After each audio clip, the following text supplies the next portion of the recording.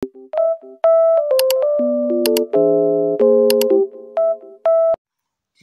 hi guys! Usapang processing in Finland tayo through HSS. So, first na gagawin natin is mag-apply tayo doon sa website. Magkakaroon sila ng opening na link doon sa page nila. Tapos, mag-send tayo ng application form doon.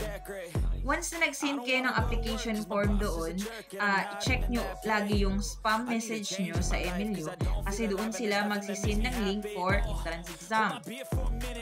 After that, pag nakapag-take na kayo ng entrance exam, mababasa nyo doon sa sinend nila na kung kailan nyo mag-opening yung groupings nila. So, lagi nyo i-check lagi yung spam message nyo kung nakapasa ba kayo sa entrance exam. Yun ang unang step. So, apply sa website, take the entrance exam. Pag pumasa sa entrance exam, check for the link for the groupings. So, while on your studies, so nasa group na kayo, baga nasa 90s na daw yung group na yun.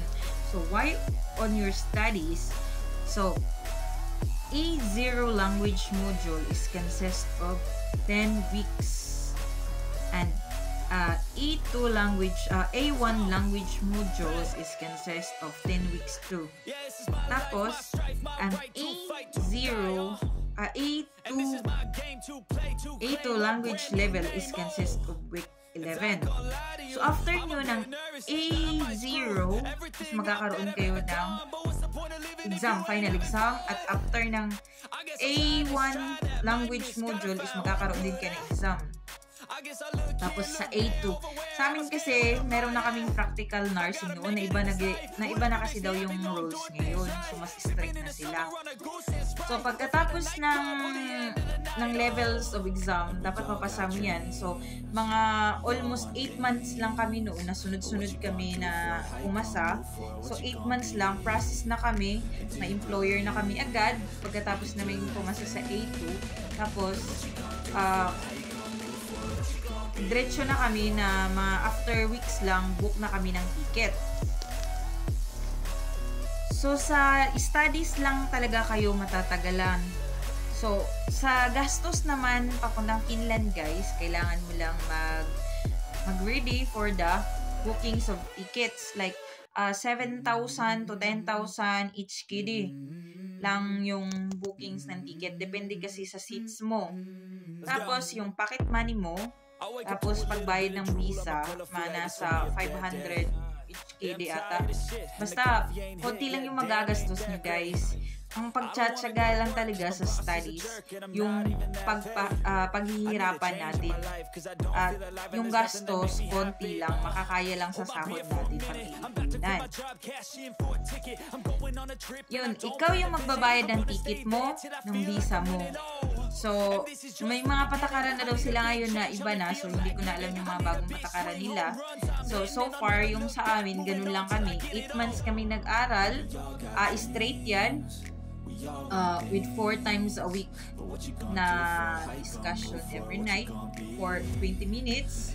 At saka, weekly kami nagkakaroon ng exams. So, after week 10 ata ng A0 yun, nagkaroon kami ng final exam. Tapos, after ng A1 language module, nagkakaroon din kami ng final exams. So far, sa batch namin, yung hindi nakapasa, bibigyan pa ng chance. Pero ngayon, hindi ko na alam kung bibigyan pa sila ng chance o hindi na. So, from the start of our group, sa group namin, 64 kami. So far, yung nag-long last lang talaga is 14 lang kami napunta ng Finland. So, yun lang guys, yung pag-process is pag-study lang talaga yung matagal. Pero yung pag-process na ng papers nyo, madali na yun. It's like weeks lang. Tsaka wala na kayo agad sa home. Ang studies lang talaga yung pinakamatagal kasi kailangan yung matutong magsalita at umintindi. Para sa final exam, meron kayong maisusulat doon sa writing. Kasi ang final exam kasi is consist of speaking, reading, writing, and listening. So, kailangan mong ipasa yung 4 na yan. Kaya, pagbutihan nyo ang pag-aaral.